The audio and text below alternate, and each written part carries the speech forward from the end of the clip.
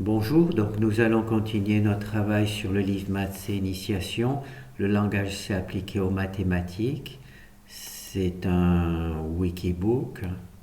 Alors on a travaillé dans le chapitre les bases du C de Génoplote. Dans un premier temps, on a vu la boucle for.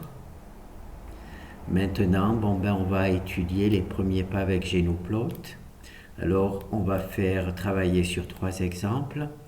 On va dessiner la tangente et la normale en un point sur 3 fonctions différentes. Alors le calcul des équations se fera dans la deuxième partie du cours. Donc là on va juste montrer les exemples. Voilà.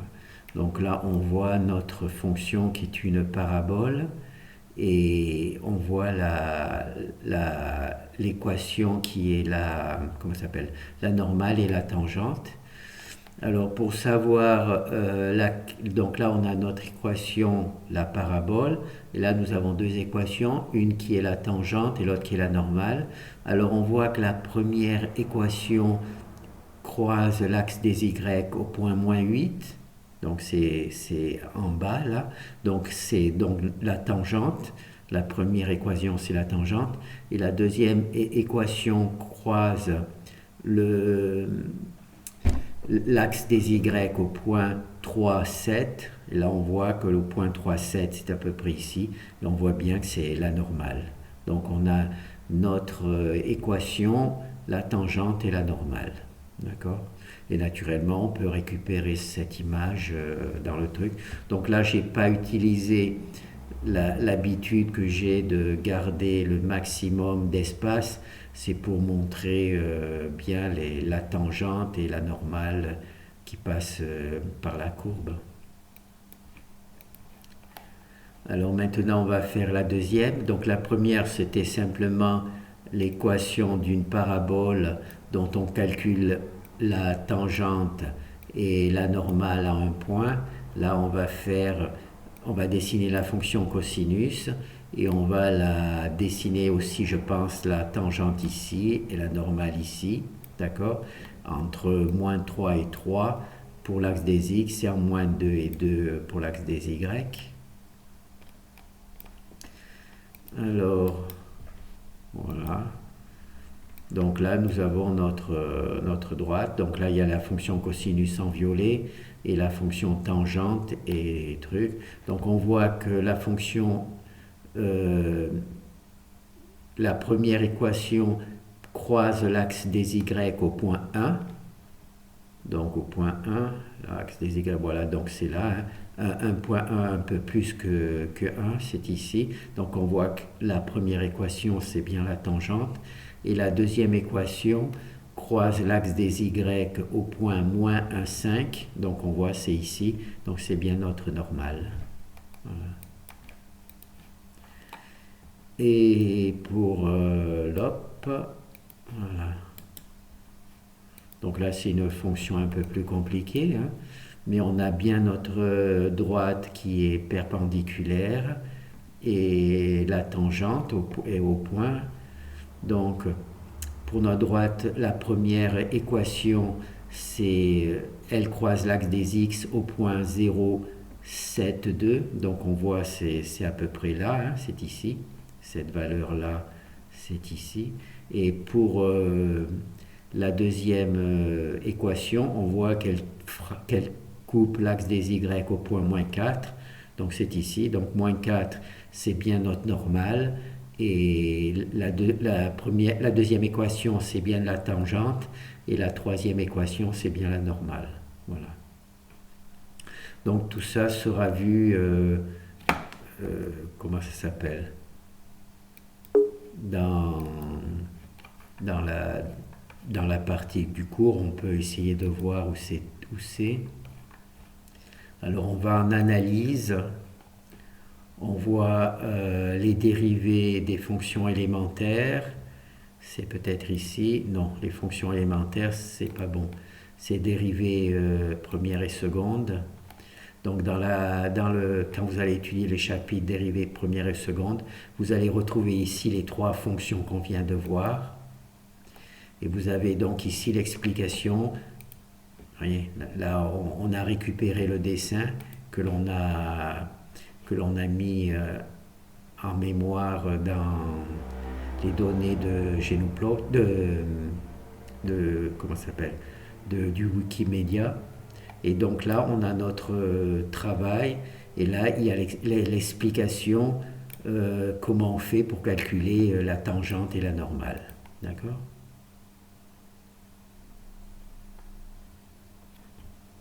J'espère. Là, je m'avance un peu. Mais...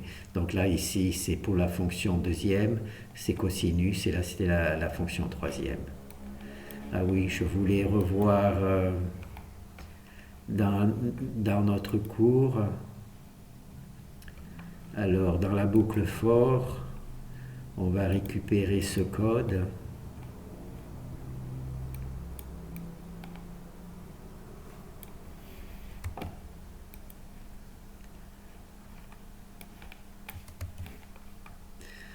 Alors, on va supprimer la partie, on va ne garder que la première partie.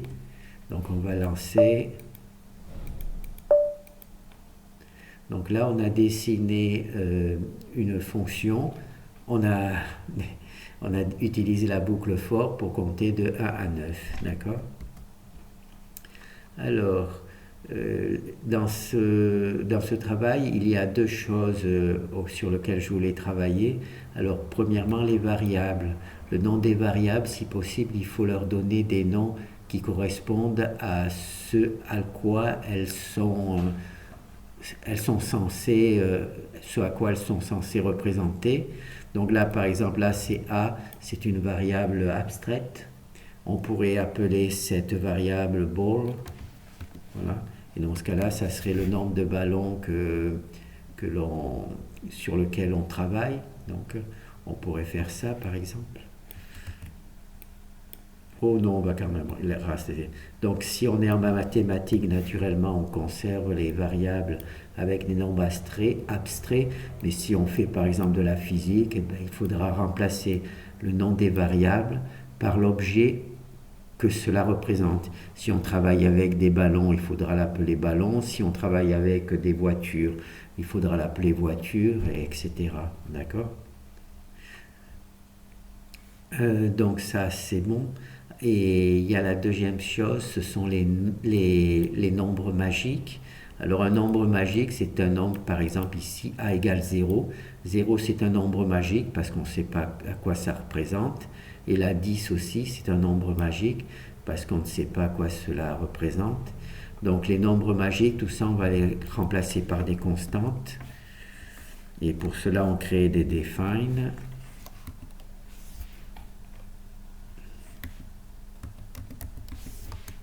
Alors le premier, et comme il y a deux variables, donc on va faire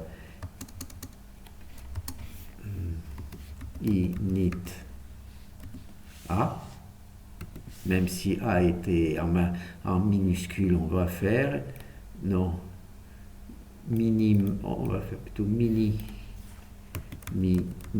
a et maxi a.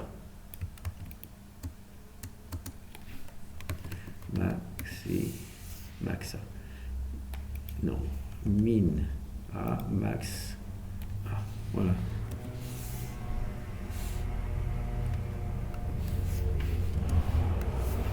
Voilà.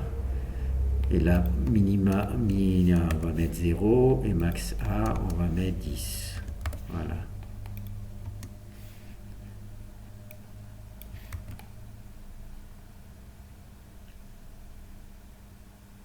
Peut-être même l'inverse, on va faire A max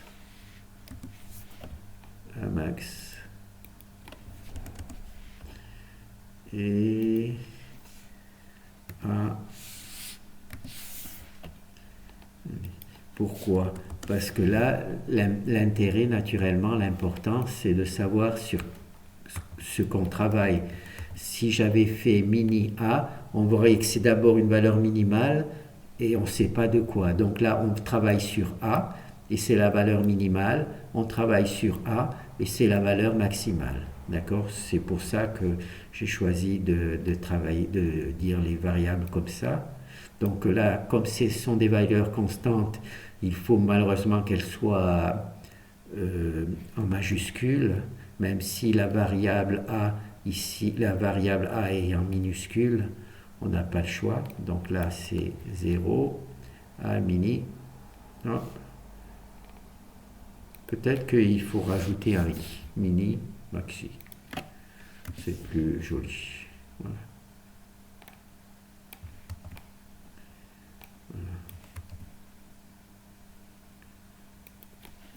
Donc maintenant, on va voir si ça marche. Donc ça, bon. Voilà, donc là, on voit mini, maxi. Alors là, en plus, ça permet de corriger le travail. On voit que 0, c'est le mini, d'accord?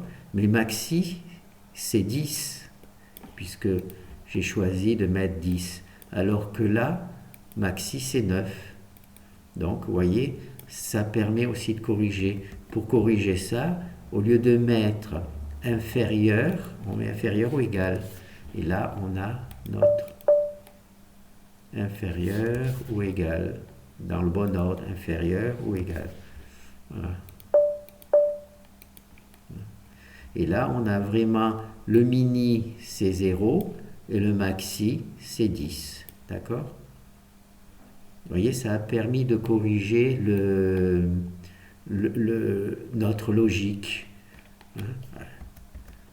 En mettant Imax, on s'aperçoit que Imax, c'était 9, alors que le Imax, on a choisi que ça serait 10. Donc le simple fait d'avoir travaillé sur ce define, eh ben, ça nous a permis de corriger une erreur qui était dans le code. D'accord? Alors, cette partie-là, Z. Là, j'ai voulu montrer que la partie, en sortant de la boucle, normalement, la valeur n'est plus 10 mais 11. D'accord? Bon, et bien maintenant, on va le supprimer. Si jamais on devait réutiliser la valeur, il ne faut pas utiliser la sortie de boucle. Parce que, comme vous avez vu, il y a un petit décalage. Si je voulais réutiliser la valeur, la valeur de sortie de boucle, il faut que je marque A égale A maxi. D'accord? Parce que sinon, c'est trop complexe de se dire, bon, ben là, je fais les calculs, je récupère, là, elle a été initialisée pour la boucle, on l'a incrémentée dans la boucle, on a fait le calcul logique dans la boucle, et donc, une fois qu'elle est sortie de la boucle, on peut dire que cette valeur A n'a plus de valeur intéressante.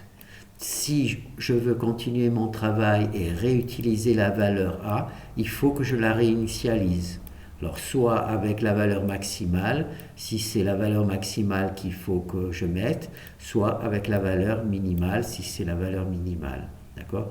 Là, il y a une explication que j'ai fait précédemment, que je corrige dans cette vidéo. D'accord? Alors, évitez... disons, c'est interdit de mettre des valeurs magiques. Il faut toujours les remplacer par des constantes. D'accord? Naturellement, le but de constante, c'est par exemple, si je veux maintenant non plus avoir au départ 0, 0 à mes 5,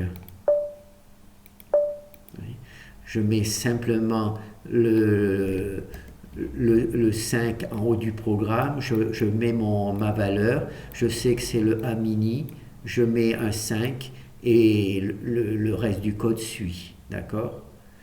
Alors que sinon, je serais obligé d'aller chercher là, de mettre ici un 5 et ensuite réfléchir, est-ce qu'il n'y a pas un autre endroit où il faudrait modifier? Là, non. Là, s'il y a plusieurs initialisations, s'il y a plusieurs boucles, par exemple comme ça, bon, eh bien, toutes les boucles seront initialisées par A mini. Donc, je changerai, si je change ici, toutes les boucles seront initialisées avec la valeur qui est correcte. D'accord? Donc, rappel, donner au nom de variable. Si ces variables représentent un objet, par exemple des billes, une voiture ou des maisons, si c'est des maisons, il faut appeler ça maison. Si cette variable représente une voiture, il faut l'appeler voiture. Et si c'est des billes, il faut l'appeler bille. Il faut, si possible, en langage C, quand on programme, utiliser l'anglais, simplement parce que si vous utilisez le français, soit vous allez finir par mettre des mots avec des accents et ça risque de se passer mal. Et si par exemple votre travail est traduit dans une autre langue, certaines langues, il est possible que le fait d'avoir des lettres accentuées, ça bloque la programmation. Je ne pense pas qu'en langage C, on puisse mettre des variables avec des lettres accentuées. Je n'ai jamais essayé, mais le mieux, c'est pour ça qu'il faut toujours écrire les choses en anglais. Comme ça, eh ben, enfin, en essayant de bien faire un bon anglais. Donc là, pour les variables, mettre le nom, sauf si on travaille en mathématiques, naturellement, on met des noms génériques comme A, B, C, D. Mais si on travaille, par exemple, en physique, il faut mettre voiture, maison, etc. Et pas A.